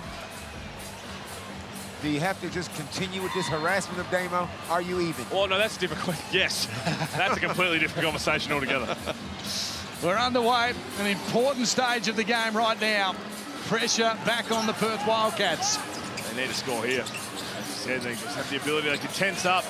We've seen this story before. Windler, that's smart. That's the way to go. Straight into the big man. It'll finish the play. So smart by Christian Doolittle. Saw if we ran a pick and roll there, switching. And you got Wani Swakala Bullet guarding JLA. That is a mismatch of biblical proportions. Good hands then. Windler came off the boot of Peatling as he was running out of court, so that'll be a Wildcats ball. Henshall has the pressure on him. Hickey all over him. I'll be shocked if they didn't do it again. They got to get the ball over first. Henshall will do exactly that. To Pepper. Back to Henshall. 12 on the shot clock. They want Joe. Here it comes. Come and set the screen. He set the screen. Doolittle decided to shoot. Toddy Blanchfield did a good job of pushing the screener up so they didn't have to switch it. Here's Blanchfield again shooting. That one a little firm. And there's Dylan Windler's 10th rebound, 11th rebound. That's a double-double for Dylan Windler. Pressure is immense on the Cats right now. They'll slow it down. Try and work out a play here as it sits at 9 points. Pepper has to go the fadeaway. It's a little short. The boards will be good. Peatling. One end to the other. Wani stops, props, sends it from 3, doesn't go. That was probably their opportunity, but still a little bit of time, but that was their big opportunity. Reaching in is Blanchfield, and he's quite vocal as well. This way. Jesse got away with it. The veterans can get away with it. It's been a very good team effort from the Wildcats. We've got to hang on here. JLA's got 19 and 6. Dylan Windler's got 11 and 10. Doolittle's got 14 and 11. But I'll tell you what, the Ben Henshall game, take out the 2 of 6 threes because you have some good looks, but 15, 7 and 7. He's been really, really solid as he limps off. Now that great Benny Henshall game. Good team balance. They're finding out how to play without the point guard. They're doing it by committee. Then obviously get the scoreboard ticking over because the three-point line betrayed them tonight, going 7-34. But overall, you got to like the overall spread, the contributions from everyone. And this man, once again, has been immense. Adds to his tally now, Christian Doolittle. 16 points. Has to be perfect now for Illawarra. That's a good response. Straight away, quick points, 2. Another steal here. And the boys in red will get very nervous. Wagstaff comes to help. Now with Pepper. Oh, and a turnover. Hickey will grab it. Can he hit the big 3? Stage delivers and 6 it. Here we go. Absolutely. It's only 6 points now. Doolittle pushing off Blanchfield. Wagstaff. Don't need a foul. Nope, lay it out. And they will foul. Didn't hear you, gents. Well, there's 12 seconds left on the shot clock. At that point, you just play it out. You get a stop and a quick 3-ball. Then you can play the foul game. You either foul straight away if you're trying to send him to the free throw line, or you play it out. 12 seconds. Justin Tatum is beside himself. He can't believe what's happened. So Doolittle goes to the line. This is a situation, Pete, when you want everybody on the team that's on the floor to all be yelling out, no foul. Don't foul. Makes it 7. Can he make it 8?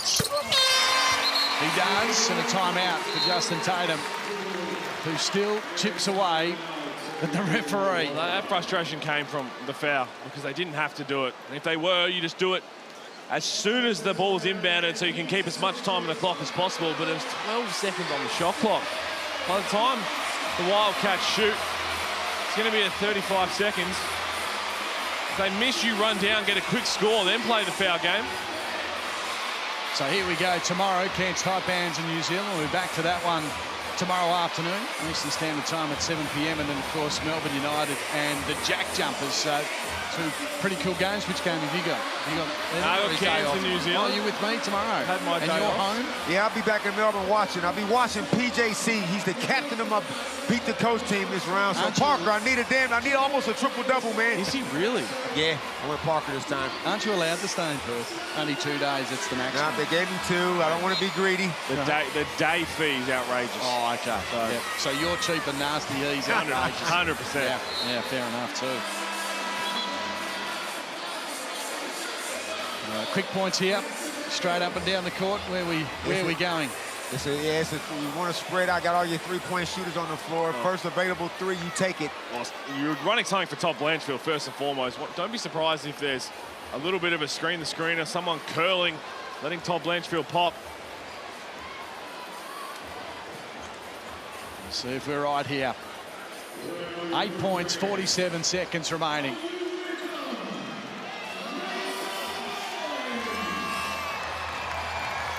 Hickey with the inbounds. Blanchfield hovering. Peatling will hand it back. Hickey as well with it. He was open for a brief moment. Some good skills then from the 3-point line. Sends it up and sends it in. Here we go. I'll get a steal quickly. And now they'll get a foul. Yep. Not the guy you want to foul, Christian Doolittle. Good touchdown pass to Vaughn Mayberry from Christian Doolittle. Now it's all about, can you just knock down your free throws? They haven't played great, the Hawks, but they continue to be in the game, don't they? They have little patches. 30 of 79 from the field, 11 of 25 from 3. How many layups come back to hurt them?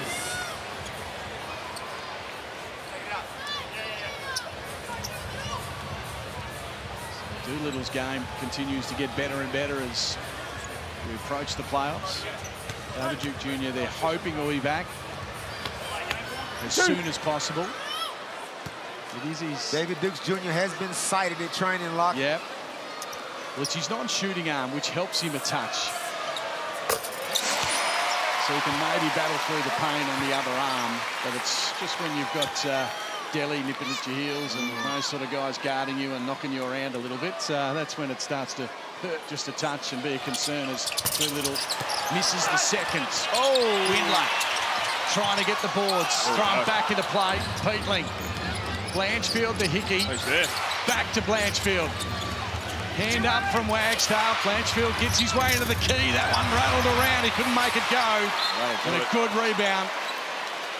They've saved themselves, you would think, although this man not so reliable from the foul line. Yeah, he's spot on. And I think David Hickey is saying to Blanchfield, just take that 3-ball. Just fumbled it a little bit. JLA is 3 of 6 from the stripe. Yeah, he's 57. Gives him one here. Just give him one of them. This year. Well, if it's the first one, he makes the second. They can call their timeout and advance it.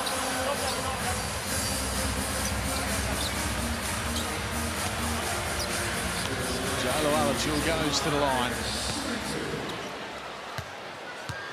5 fouls for Peatley. Joe misses the first.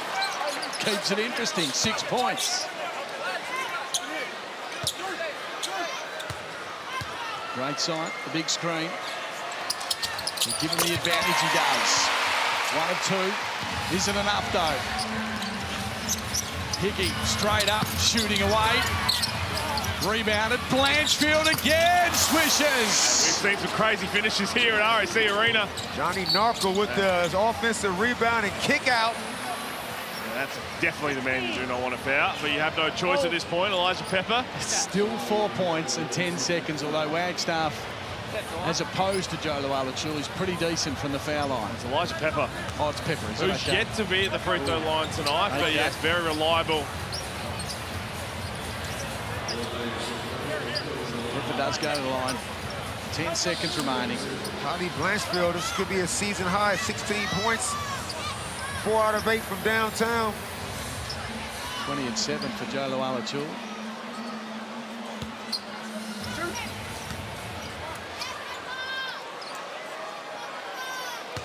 Double for Windler as well, 11 and 10. As Pepper gets his first. Taylor going to call a timeout here.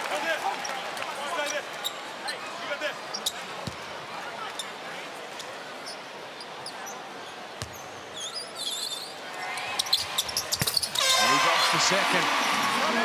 And a timeout for Justin Tatum. One last chance, maybe, with 11 seconds remaining. They need to knock down their 3, and then, as quickly as they can, match up on all the good free throw shooters. 35 free throw attempts for the Perth Wildcats.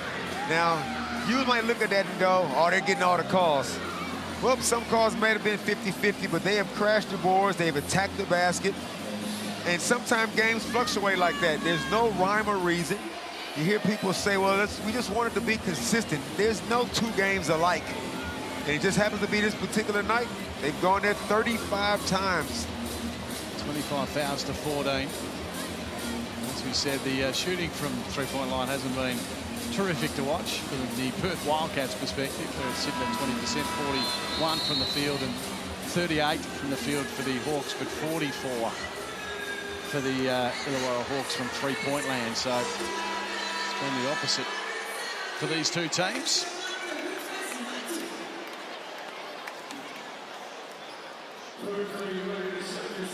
And we will tick it down now.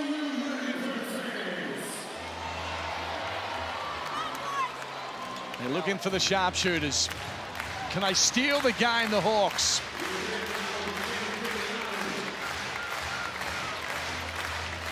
A big three here quickly. Once again makes it really interesting. Wani breaks away. No pass there. They need to get it in. Blanchfield under pressure, shoots and nearly scores. Narkle will get her back. He'll turn around, throws it up and puts it in.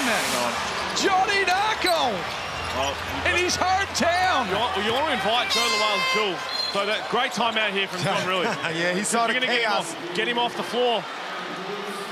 Johnny Narkle makes the big buckets. That is his second big offensive rebound by Narkle. The last one, he kicked it to Toddy for the three. He shot this one himself because there was no time left. And Johnny saw the panic, Pete. Says, everybody calm down, let's get a timeout. Advance this ball. Get all your good free throw shooters in. Get it advanced so if there is some sort of turnover, you take some time off the floor for the Hawks to go the full length of the floor. And if you're the Illawarra Hawks, you put a lineup on there that can switch absolutely everything and you try and force a 5-second violation or get the steal and push. 90 plays 87. Tangerine timeouts. No timeout for the Hawks does hurt. You have to send them to the free throw line. So it's so important if they can force a turnover here. The pressure immense. No point guard really for the Perth Wildcats. So a chance as Jaron really watches on. He's had surgery on the hamstring. Pretty much would have to go to the championship series for him to actually play again this season. And Johnny really has stayed with JLA on the floor. in his 56% free throw shooting. He'd be somewhat tempted to But he's not going to get the ball, Pete. Well, if you just guard everybody else and leave him open, but I think with this time and no timeout, you just have to get the steal. 4 to go, 3 points the margin, and they'll foul Doolittle.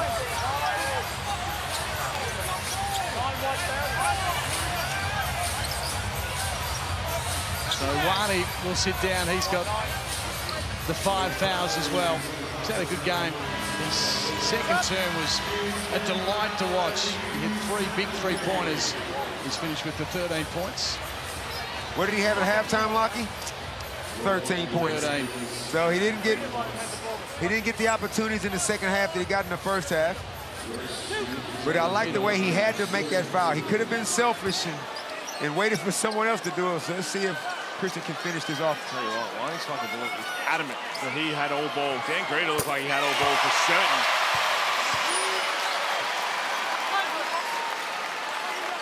He makes it 4 points. That's the game. Yep.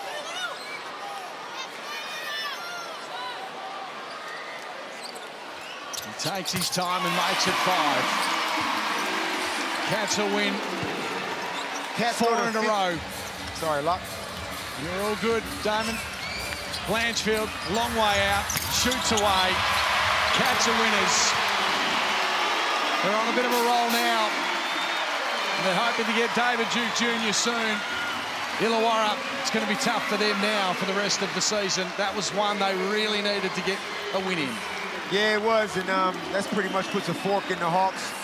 That puts them 4 losses, 4 wins behind the Tasmania Jack Jumpers, who are playing great. As we look at the Foot Locker player of the game, Christian Doolittle, a very solid 21 and 11. And Christian Doolittle is a two-way player, but he's also a point guard. Did a great job. He's a superstar. Benny Henshall, shout out to him as well. Hopefully he's okay. He limped off at some point. JLA had 20 as well. Good team performance. The Hawks made them earn it. As we said, this was a really important game for Perth to try and continue to build on what they've done. And unfortunately for the Hawks, they just missed so many easy shots. 15 more shots they had. 15 more shots. 32 of 85 compared to the Wildcats' 29 of 70. There they go, the Perth Wildcats, really necessary win. They've been under the pump at home. They're road warriors, but their home form has been really disappointing this season, but maybe that gives them a little bit of confidence. Hoops Fest well and truly alive now here in WA. Basketball in the NBL, WNBL, it's all over town. People are talking about it, and that's what it's all about. 92-87, the final score.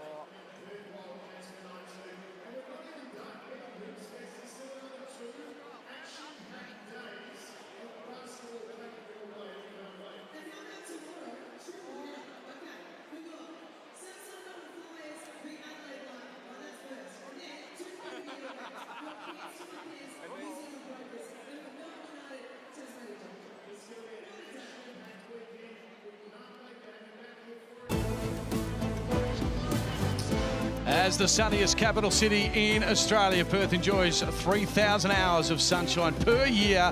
So as the sun sets tonight, it's all heating up again tomorrow as Hoops Fest continues in gorgeous Western Australia. We look forward to more action tomorrow. It was a good win from the home team. Illawarra, we're up for the fight, don't you worry about that. But Pete Hooley, as you said, the missed baskets underneath the hoop cost them the game pretty much. Look at the field goal attempts. The Illawarra Hawks, 15 more, and the rebounds are basically bang on.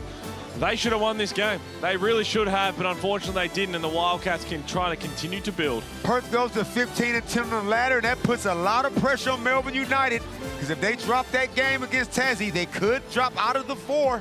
Yeah, let's have a look at the ladder now, because it is intriguing now. 36ers rocking and rolling, Phoenix are hovering, and as you said, United and the Wildcats are sitting 15 and 15. So United, big game tomorrow night. Thanks for your company. Hoops Fest is up and about here in Perth.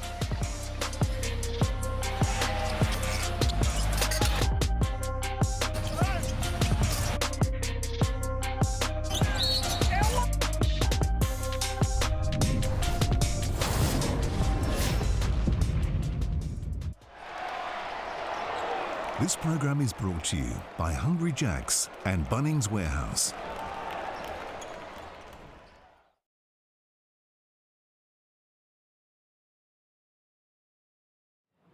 Camera left, camera left, camera left, camera left, camera left, camera left, camera left. Channel 1.